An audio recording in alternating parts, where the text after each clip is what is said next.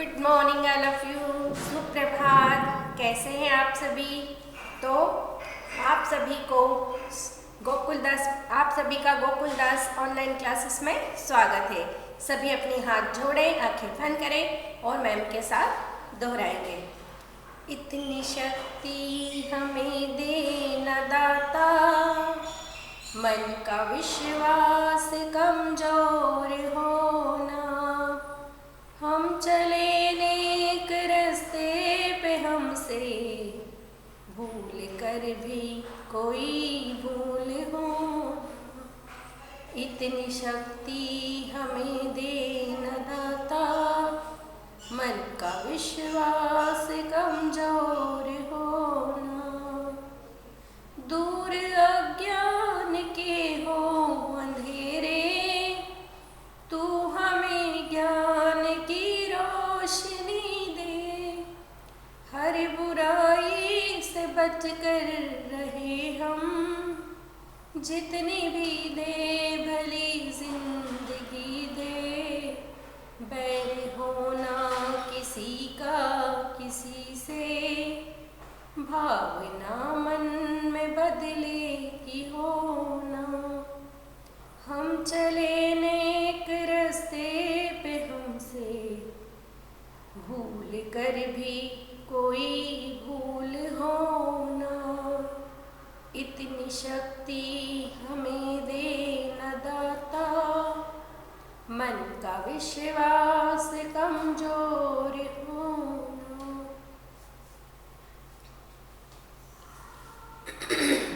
सभी अपनी व्याकरण पुस्तक निकालेंगे। आज हम इसमें पढ़ेंगे अपठित गद्यांश। सभी लोग निकाल लें अपनी पुस्तक का पेज नंबर 147 निकालें। पेज नंबर 147 हम इसमें पढ़ेंगे। हमने पिछले बार पढ़ा था पत्र लेखन, आज पढ़ेंगे अपठित गद्यांश। अपठित गद्यांश पढ़ लीजिए, निकाल लीजिए। आप इसे निकाल के रखिए, मैं आपको फिर बताती हूँ। Page number 147।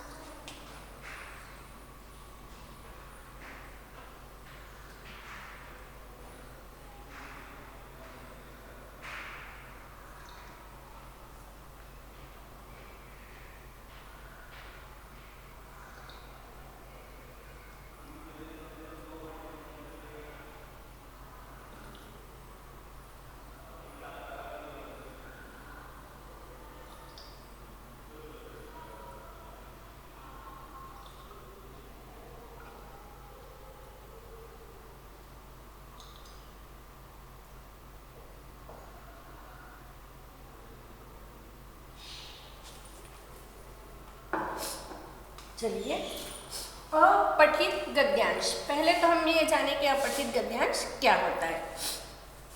अपठित है ना, पठित यानी जो पढ़ा हुआ होता है ना। पठित का मतलब होता है जो हमने पढ़ा हुआ हो, है ना, जिसके बारे में हमें पता होता है ना, पढ़ा हुआ है ना। आप लोग जैसे जो ये पुस्तक पढ़ते हो तो इसमें आप लोग जो भी पढ़ते हो ये पढ़ा हुआ है, लेकिन जिसे हम नहीं पढ़े हुए हैं उसको बोलते हैं अपठित, है ना। नहीं। गद्य यानी पैराग्राफ। तो जिस पैराग्राफ को हमने कभी नहीं पढ़ा है वो अपठित गद्यांश होता है। तो अब जब आप क्लास 3 में आ गए हो तो आपको ये चीज़ें आपको सिखाई जाएगी। आपको एक पैराग्राफ दे दिया जाता है अपठित गद्यांश में, है ना, उसको आपको पढ़ना होता है और फिर इसके नीचे प्रश्न दिए होते हैं और उन प्रश्नों के उत्तर आपको उस पैराग्राफ से ढूंढना होता है ना। ये अपठित गद्यांश कहलाता है। तो देखिए, अपठित गद्यांश का अर्थ होता है पहले से नहीं पढ़ा हुआ, है ना, जो मैंने आपको समझाया। इसमें कोई ऐसा गद्य खंड नहीं दिया जाता है जो छात्रों ने पहले से नहीं पढ़ा होता है ना। इसमें ऐसा कोई भी गद्य या खंड दे दिया जाता है जिसे आप लोगों ने कभी नहीं पढ़ा होता है। पहले अपठित गद्य खंड को ध्यान से पढ़ना चाहिए, पढ़कर उसका अर्थ समझना चाहिए और उसमें कौन कौन सी बातें कही गई है। इसके बाद उससे में संबंधित प्रश्न पूछे जाते हैं, उसे हमें देना होता है। आपको एक जो अपठित गद्य लिखा हुआ रहता है उसको बहुत ध्यान से पढ़ना होगा, है ना। फिर उससे रिलेटेड आपको प्रश्न नीचे दिए जाएंगे। जब आप उसे ध्यान से पढ़ोगे तो उन प्रश्नों के उत्तर आपको वहीं पे मिल जाते हैं। अब देखिए उदाहरण के लिए यहाँ पे एक उदाहरण भी उन लोगों ने पुस्तक में दे रखा है ना। सब पुस्तक सामने रखें और ध्यान से सुने। जब आप कोई चीज़ समझ जाते हो तो उसे बहुत आसान हो जाती है ना, और जब तक हमें नहीं आती हमें बहुत कठिन लगता है ना। जैसे कि हम मोबाइल लेते हैं, जब हमें चलाना नहीं आता तो हमें लगता पता नहीं कैसे चलेगा, लेकिन जब हम सीख जाते हैं तो बहुत आसान हो जाता है। इसी तरह जब आप लोग गाड़ी या साइकिल चलाना देखते हो, है ना, गाड़ी तो अभी आप छोटे हो, साइकिल चलाना देखते हो किसी बच्चे को, और जब हमें नहीं आती तो बहुत कठिन लगता है कार्य, लेकिन जब हम सीख जाते हैं तो वो कार्य हमें बहुत आसान लगता है। तो चलिए उदाहरण पहला है। एक दिन सुशील विद्यालय से लौटा तो देखा कि कमरे में तिनके ही तिनके पड़े हैं, है ना। ध्यान से पढ़ना और सुनना और मेरे साथ साथ ध्यान देना। सुशील ने सोचा ये तो पूरा कमरा गंदा कर देंगे। थोड़ा मेरी यहाँ से इसमें फोल्ड हो गया है, मुझे थोड़ा सा मिल नहीं रहे अक्षर, है ना, इसलिए थोड़ी दिक्कत हो रही। सोचा ये तो पूरा कमरा गंदा कर देंगे। उसने बस्ता एक और रखा और चिड़ा चिड़िया को उड़ाने लगा। तभी उसकी नज़र गांधी जी की तस्वीर पर पड़ी। उसके हाथ रुक गए। उसे लगा जैसे गांधी जी कह रहे थे, किसी का घर उजाड़ना ठीक नहीं, है ना।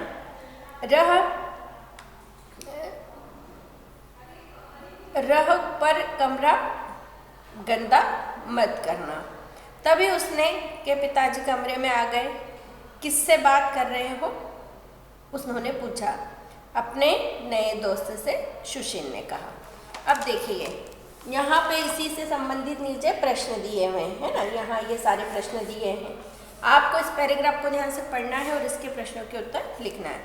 सुशील बस्ता रखकर क्या करने लगा, है ना। जैसे उसने बस्ता रखा तो उसने क्या सोचा कि वो क्या करने लगा, वो हमने पढ़ा था ना, उसने बस्ता एक और रखा और चिड़ा चिड़िया को उड़ाने लगा। तो सुशील बस्ता रखकर क्या करने लगा, चिड़िया चिड़ी को उड़ाने लगा। हमको वहाँ से वैसा का वैसा नहीं लिखना, उसका उत्तर बना के लिखना। तभी सुशील बस्ता रखकर चिड़ा चिड़ी को उड़ाने लगा। ठीक। गांधी जी की तस्वीर को देखकर सुशील के हाथ रुक गए। अच्छा, सुशील के हाथ क्यों रुक गए? उत्तर है गांधी जी की तस्वीर को देखकर उसके हाथ रुक गए। हमें उत्तर बनाने भी आना चाहिए। आपको प्रश्न उत्तर बनाना सिखाते हैं, इसीलिए अपठित गद्यांश पढ़ाया जाता है। सुशील ने किससे कहा रख लो पर कमरा गंदा मत करना? किससे कहा? सुशील ने चिड़िया चिड़ी से कहा रख लो पर गंदा। देखो कुछ प्रश्नों के उत्तर वैसे के वैसे वहाँ नहीं मिलेंगे, हमें बनाना भी पड़ेगा। पिताजी ने सुशील से क्या पूछा? पिताजी ने सुशील से पूछा किससे बातें कर रहे हो, है ना। तो एक और उदाहरण नीचे दिया है। कश्मीर की घाटी संसार की सबसे सुंदर घाटियों में से एक है। यही कहीं पहाड़ों में से गिरते झरने दिखाई देते हैं, तो कहीं मीठे पानी की झीलें, कहीं केसर की क्यारियां हैं तो कहीं धान के हरे भरे खेत हैं। यहाँ चिनार के विशाल वृक्ष हैं, यहाँ सेब भरपूर मात्रा में होता है। कश्मीर का शालीमार बाग बादशाह जहांगीर ने लगवाया था। कश्मीर की घाटी कैसी है? कश्मीर, अब इसके प्रश्न उत्तर नीचे दिए हैं। कश्मीर की घाटी संसार की सबसे सुंदर घाटियों में से एक है। झरने कहाँ से गिरते दिखाई देते हैं? झरने पहाड़ों से गिरते दिखाई देते हैं। यह किसकी क्यारियाँ है? यहाँ केसर की क्यारियाँ हैं। शालीमार बाग किसने बनवाया था? जहांगीर ने शालीमार बाग बनवाया था, है ना। तो उत्तर हमें छोटे और अच्छे बनाने हैं। जैसा प्रश्न पूछा है वैसे उत्तर बनाना है ना, अलग से नहीं बनाना है। पेड़ नीम का भी अच्छा है, उसकी दातुन बड़ी अच्छी रहती है। अगला वाला पढ़ रही हूँ मैं, हाँ, ये पैराग्राफ। पेड़ नीम का भी अच्छा है, उसकी दातुन बड़ी अच्छी रहती है। घर में कोई बीमार पड़ता है तो लोग नीम की टहनी दरवाजे पर लटका देते हैं ना। आप लोग देखते हो ना कि कुछ नया साल आता है, गुड़ी पड़वा, तो हम नीम की टहनी लगा देते हैं। कोई बीमार होता है तो नीम की टहनी लगा देते हैं। मेरे पास नीम का पेड़ होता तो मैं उसकी टहनियाँ बेच सकता हूँ और पेड़ मुझे ठंडी छां देगा। और अगर मेरे पास रबर का पेड़ है तो मैं अपना चाकू निकाल कर पेड़ की छां से एक चीरा लगा देता, चीरे तले में एक प्याला रख देता। मैं पेड़ के दूधिया रस से एक प्याले में भर लेता, इसको पकाकर रबड़ बना लेता, रबड़ बेच देता। रबड़ के लोग गुब्बारे, टायर और तरह तरह की चीज़ें बनाते हैं। देखो, रबड़ भी हमें पेड़ से मिलता है, ये जानकारी भी हमें मिली है ना। अब घर में कोई बीमार होता है तो लोग क्या करते हैं? घर में कोई बीमार होता है तो लोग क्या करते हैं? नीम की टहनियाँ दरवाजे पर लटका देते हैं। अगर लेखक के पास नीम का पेड़ होता तो वह उसका क्या करता? अगर लेखक के पास नीम का पेड़ होता तो वह उसकी टहनियाँ काटकर बेच देता। लेखक दूधिया रस को पकाकर क्या बना लेता? लेखक दूधिया रस को पकाकर रबड़ बना लेता। रबड़ से लोग क्या क्या बनाते हैं? रबड़ से लोग गुब्बारे, टायर और तरह तरह की चीज़ें बनाते हैं। अब नीचे लिखे अनुच्छेद को पढ़कर उसके प्रश्नों के उत्तर अब आपको देना है ना। ये वर्क अब आपके लिए है। देखिए, 3 उदाहरण हमने यहाँ पे पढ़े, आपको उसमें उत्तर बनाने भी आ गए कि किस तरह प्रश्न पूछे थे और किस तरह से उसमें उत्तर बनाए गए हैं। लेकिन अगले पैराग्राफ को आपको खुद से पढ़ना है और उसके उत्तर आपको ढूंढ के लिखना है। तो मैं पढ़ देती हूँ। इसमें 1, 2, 3 और 4 और 5 दे रखे हैं ना, तो ये पांचों आपको ही करना है, ये टीचर अब नहीं कराएगी, है ना। और बहुत आसान है, मैं सिर्फ आपको रीडिंग करके बता दूंगी, है ना। सभी अपनी पुस्तक निकाल के बैठेंगे। ध्यान से, हमेशा अनुच्छेद को क्या है, उसका नियम है कि हमें ध्यान से पढ़ना चाहिए, है ना। जब आप ध्यान से पढ़ोगे तो उसके उत्तर आपको अपने आप मिल जाएंगे। और जल्दी नहीं करना है। जब आप प्रश्न का उत्तर हाँ ढूंढना चाहते हो तो एक बार पैराग्राफ को फिर से पढ़ना है। ऐसा नहीं जल्दबाजी में कुछ भी उत्तर लिख दिया, है ना। और उत्तर सटीक होना चाहिए, बहुत बड़े या अननेसेसरी उसमें दूसरी बातों को नहीं जोड़ना चाहिए। अब मैं आपको समझा दूंगी कि बच्चे कैसे उत्तर बनाते हैं, है ना। और वही गलती आप भी करने वाले हो। पहले मैं आपको पहला पैराग्राफ पढ़ के एक करना सिखा देती हूँ। चंद्रमा पृथ्वी के चारों ओर घूमता है। इसका आधा भाग सदैव सूर्य के सामने रहता है और चमकता रहता है।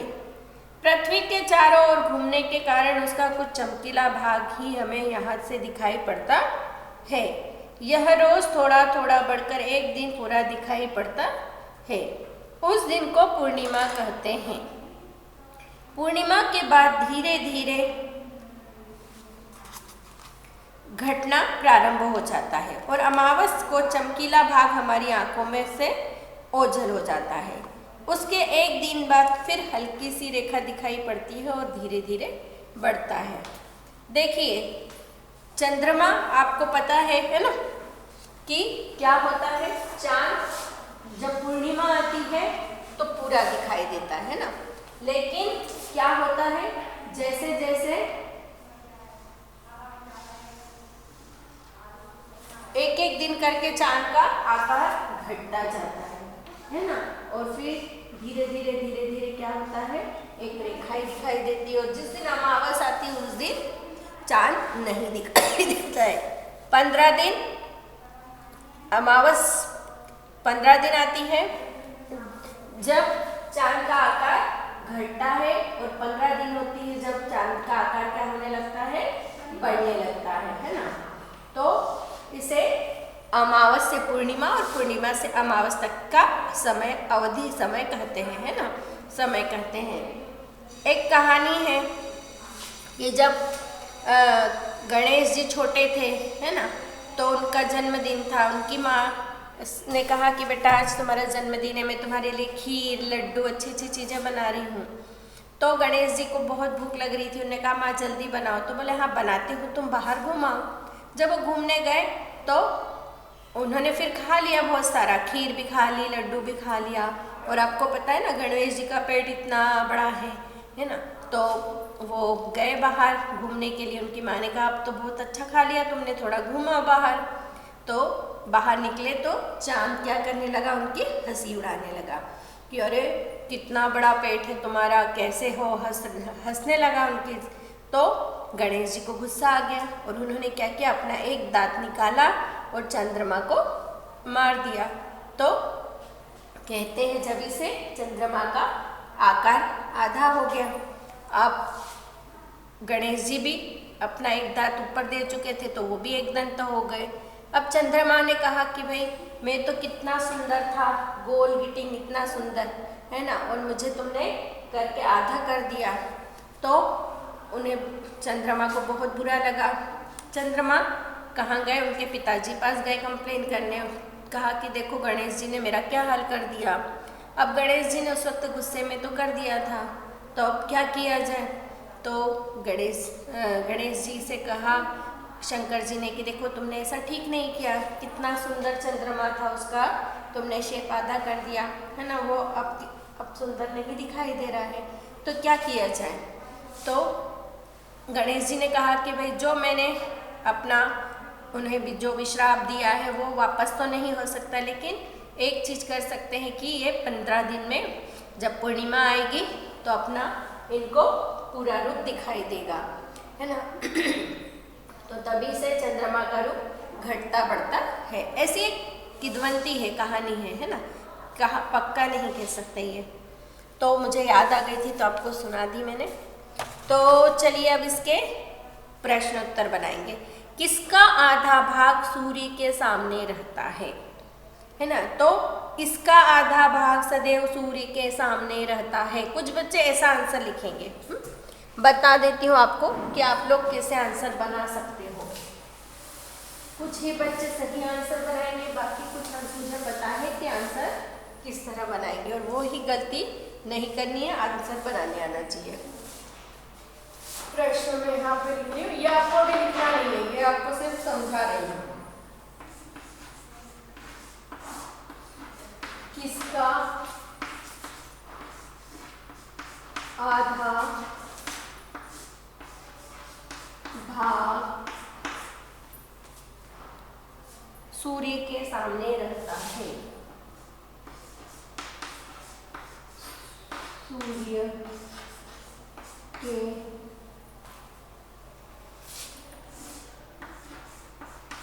सामने रहता है। उत्तर। अब किसका, क्यों, कैसे, जब ये शब्द आते हैं तो वो शब्द हट के सिर्फ वह उत्तर आ जाता है जिसका नाम लिया जाता है। अब कुछ बच्चे कैसा आंसर लिखेंगे मैं आपको बता रही हूँ, ये सही आंसर नहीं है, लेकिन हाँ कि इसका आधा भाग, इसका आधा भाग सदैव सूर्य के सामने रहता है। सूर्य के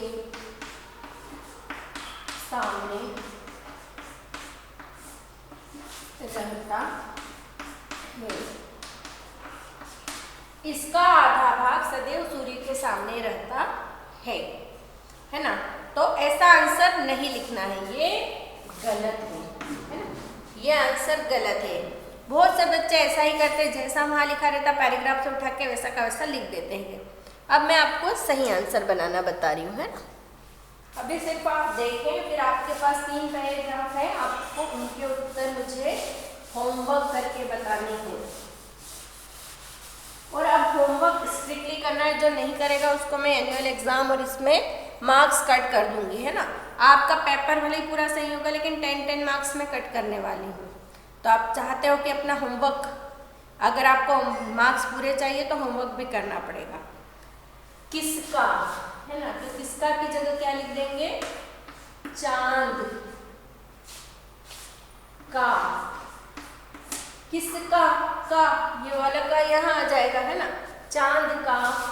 बाकी पूरा का पूरा वैसा आ जाएगा, आधा भाग सूर्य के सामने रहता है। सिर्फ एक शब्द लिखना था हमको, है ना, सिर्फ एक शब्द, चांद का, और का भी यहाँ था, है ना। बाकी पूरा का पूरा आंसर वही आ जाएगा, चांद का आधा भाग सूर्य के सामने रहता है। क्लियर। अब अगला लिखेंगे हम,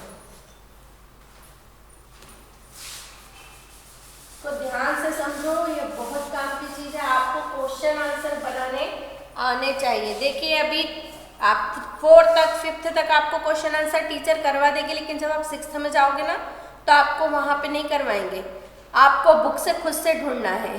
किस लिए, क्योंकि जब आप 10th 12th तक जाते हो तो आपको कहीं से भी कोई सा भी क्वेश्चन आ जाता है और आंसर बनाना आना चाहिए। इसलिए बोलते हैं चैप्टर को ध्यान से सुनो, ध्यान से समझो। पूर्णिमा किस दिन को कहते हैं, है ना। अगला प्रश्न लिख रही हूं मैं बता रही हूँ, कुछ बच्चे, आप लोग भी कोशिश करके देखो, जरूर आप लोग ऐसा ही बनाओगे जैसा मैंने आपको, बहुत से बच्चे ऐसा बनाएंगे गलत वाला, है ना। पूर्णिमा किस दिन को कहते हैं, पूर्णिमा। तो जरूरी नहीं कि हर बार आपको किसका, क्यों, कैसे, क्या, कहाँ ये शब्द मिले, है ना। हमेशा ये शब्द भी नहीं मिलते हैं, तो भी आना चाहिए। पूर्णिमा किस दिन को कहते हैं। अब देखिए, चंद्रमा पृथ्वी के चारों ओर घूमता है। हर बार हमें पूरा पैराग्राफ पढ़ना है ईमानदारी से। इसका आधा भाग सदैव सूर्य के सामने रहता है और चमकता रहता है। पृथ्वी के चारों ओर घूमने के कारण उसका कुछ चमकीला भाग ही हमें यहाँ से दिखाई पड़ता है। यह रोज थोड़ा थोड़ा बढ़कर एक दिन पूरा दिखाई पड़ता है। ध्यान दे, है ना। इसका आधा भाग सदैव सूर्य के सामने रहता है और चमकता रहता है। पृथ्वी के चारों ओर घूमने के कारण उसका कुछ भाग चमकीला ही हमें दिखाई पड़ता है। यह रोज थोड़ा थोड़ा बढ़कर एक दिन पूरा दिखाई देता है। उस दिन को पूर्णिमा कहते हैं। पूर्णिमा किस दिन को कहते हैं, किस दिन को कहते हैं। अब क्या लिखेंगे, बच्चे क्या करेंगे, ये पूरी लाइन लिख देंगे। मुझे पता है ना, कि पृथ्वी के चारों ओर घूमने के कारण, है ना। यहाँ से कुछ बच्चे इतना बड़ा भी लिख देंगे और कुछ क्या करेंगे, थोड़ा और होशियार रहेंगे, तो वो क्या कर देंगे, यह रोज थोड़ा थोड़ा बढ़कर एक दिन पूरा दिखाई पड़ता है और उस दिन को पूर्णिमा कहते हैं। आपको ऐसा आंसर नहीं लिखना है, समझ रहे हैं आप लोग। आपको सीधा आंसर लिखना है, पूर्णिमा किस दिन को कहते हैं। क्या हो सकता है आंसर, सोचिए आप लोग। आप कहेंगे कि मैम ने तो बोला है बुक से ही लिखना है, बुक से लिखना है, लेकिन अपना भी दिमाग लगाना, आंसर बनाना आना चाहिए। तो आंसर ये रहेगा कि जिस दिन हमें चांद पूरा दिखाई देता है, पूरा दिखाई देता है, या फिर लिख सकते जब हमें चांद पूरा दिखाई देता है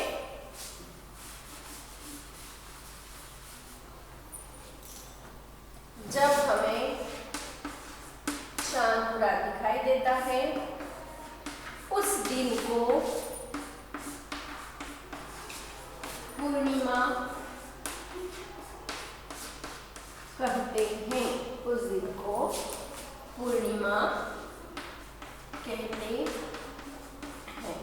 आया समझ में? आंसर हमें इस तरह से बनाना भी होगा, नहीं तो आप कहेंगे मैम ने तो बोला है पैराग्राफ से, तो उठा के लिख दिया, है ना। करते हैं ऐसी गलतियां, बच्चे करेंगे, इसलिए आपको ये सिखाया जा रहा है। तो ध्यान से आप लोग इसे करें, है ना। अब है पृथ्वी के चारों ओर कौन घूमता है।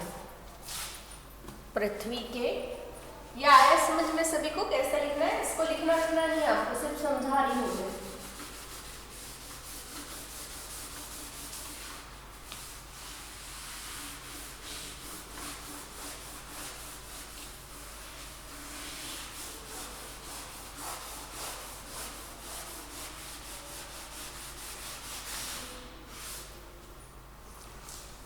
पृथ्वी के चारों ओर कौन घूमता है? पृथ्वी के चारों ओर कौन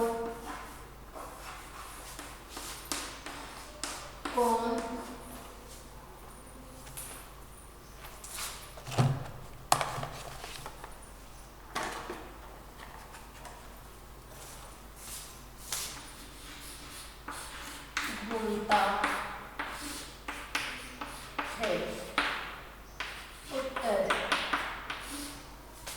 पृथ्वी के चारों ओर कौन घूमता है ना। चंद्रमा पृथ्वी के चारों ओर घूमता है। पहली ही लाइन में हमें उत्तर मिल गया है, लेकिन उत्तर कैसे बनाएंगे? ऐसा कैसा नहीं लिखेंगे, जैसा प्रश्न है वैसा उत्तर होता है। यहाँ से कौन हटेगा और यहाँ पे उत्तर हमारा आ जाएगा।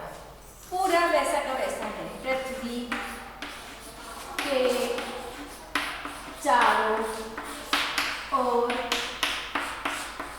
चंद्रमा घूमता है। आया समझ में? अब आप क्या करोगे? पृथ्वी, चंद्रमा पृथ्वी के चारों ओर घूमता है ऐसा लिख दोगे तो भी सही है, और पृथ्वी के चारों ओर पर ये एग्जैक्ट उत्तर है कि पृथ्वी के चारों ओर चंद्रमा घूमता है ना। जैसा प्रश्न होता है वैसा उत्तर लिखना चाहिए। आपको पता है चंद्रमा का अपना कोई उजाला नहीं होता है, उसे रोशनी कौन देता है? सूरज देता है ना। आ रही बात समझ में? जैसे एक आईना होता है ना, आईने का कोई उतना प्रकाश नहीं होता है। आप एक अंधेरे कमरे में आईना मीन्स कांच के सामने अपना मुंह देखो, आपको कुछ दिखाई नहीं देगा। लेकिन जैसे ही आप रोशनी में अगर खोलते हो, क्योंकि रोशनी किससे मिल रही है आईने को? सूरज से मिल रही है। इसी तरह चांद को रोशनी कौन दे रहा है? सूरज, है ना।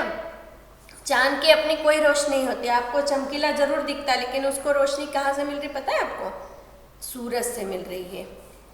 चलिए आखिरी प्रश्न की ओर आते हैं। चंद्रमा का चमकीला भाग कब आंखों के सामने से ओझल हो जाता है? आखिरी प्रश्न की ओर आ रहे हैं हम लोग।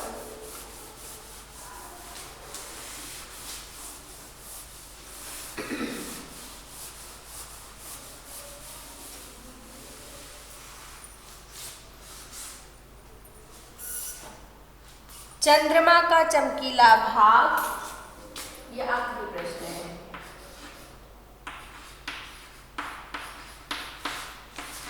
चंद्रमा का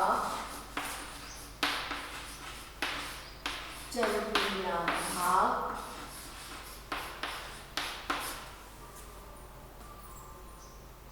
कब आंखों के सामने से, कब आंखों के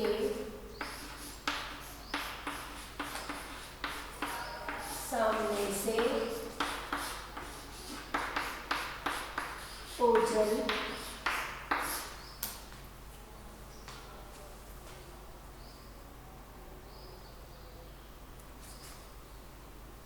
हो जाता है, हो जाता है। अब इसका उत्तर हम लोग लिखेंगे। हर बार पैराग्राफ पढ़ना जरूरी है। चंद्रमा पृथ्वी के चारों ओर घूमता है, इसका आधा भाग सदैव सूर्य के सामने रहता है और चमकता रहता है। पृथ्वी के चारों ओर घूमने के कारण उसका कुछ चमकीला भाग ही हमें यहाँ से दिखाई पड़ता है। यह रोज थोड़ा थोड़ा बढ़कर एक दिन पूरा दिखाई पड़ता है। उस दिन को पूर्णिमा कहते हैं। पूर्णिमा के बाद धीरे धीरे घटना प्रारंभ हो जाता है और अमावस को चमकीला भाग हमारी आंखों से पूरा हो जाता है। अब बच्चे क्या उत्तर लिखेंगे आपको पता है? पूर्णिमा के बाद यहाँ से लिखना चालू कर देंगे कि पूर्णिमा के बाद धीरे धीरे घटना प्रारंभ हो जाता है और अमावस्या को चमकीला भाग हमारी आंखों से उज्जवल हो जाता है। इतना पूरा लिखने की ज़रूरत नहीं है, करेंगे बच्चे, मुझे पता है ऐसा ही करते हैं, क्योंकि मैं तो इतने साल से देख रही ना ऐसे ही लिखते हैं। तो आपको कैसा लिखना है? हमेशा प्रश्न जैसा वैसा उत्तर लिखना है। यहीं से शुरू करना है। चंद्रमा का चमकीला भाग कब आपकी क्या जगह आ जाएगा? अमावस। अभी पढ़ा ना हमने, अमावस। चंद्रमा का चमकीला भाग अमावस को आंखों के सामने से ओझल हो जाता है, हो जाता है। चंद्रमा का चमकीला भाग अमावस को आंखों के सामने से ओझल हो जाता है ना? ऐसा नहीं लिखना है कि पूर्णिमा के बाद धीरे धीरे घटना प्रारंभ हो जाता है और अमावस्या को चमकीला भाग हमारी आंखों से उज्जवल हो जाता है। आपके घर में सुना होगा ना आपने कि मम्मी दादियाँ बोलती ना कि आज पूर्णिमा है, आज अमावस है, तिथियाँ होती है पहले, है ना? पहले दिन को पड़वा, दूज, तीज, चतुर्थी, कल ही चतुर्थी गई ना, चतुर्थी का उपवास करते हैं ना आपकी मम्मी, फिर पंचमी, छठ, सप्तमी, अष्टमी, नवमी, है ना, दशमी, ग्यारस, एकादशी करते हैं ना, ग्यारस, बारस, तेरस, चौदस, फिर अमावस आती है और जब अमावस के पूरे 15 दिन होते वापस वही आती है और उसमें फिर पूर्णिमा कहते हैं। तो ये आपको मैंने समझाया कि किस तरह से प्रश्नों के उत्तर बनाए जाते हैं। आप लोग ध्यान से देख लें इसे।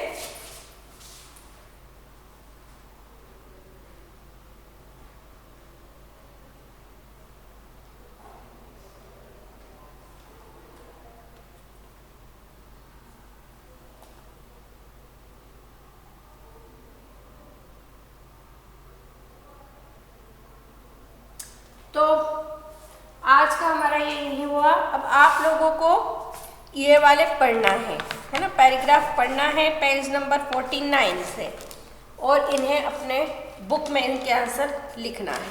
और सारे बच्चे मुझे अपनी बुक की फ़ोटो सेंड करेंगे, है ना? आपको एक एक करके करना है और आपको कुल 3 पैराग्राफ करना है। तो इससे आप लोग ध्यान से करेंगे, अच्छे से करेंगे और मुझे फ़ोटो सेंड कर देंगे, है ना? और ये ही आपको मैं आपकी एग्ज़ाम मैनुअल में भी दे सकती हूँ इस तरह से प्रश्न बनाना। तो आज की क्लास हमारी यहीं समाप्त होती है ना? फिर मिलेंगे हम लोग अगली क्लास में। Have a nice day, good day. और ये आपको होमवर्क ज़रूर करना है ना, इसके बाद वाले जो पैराग्राफ हैं उनके क्वेश्चनों के आंसर।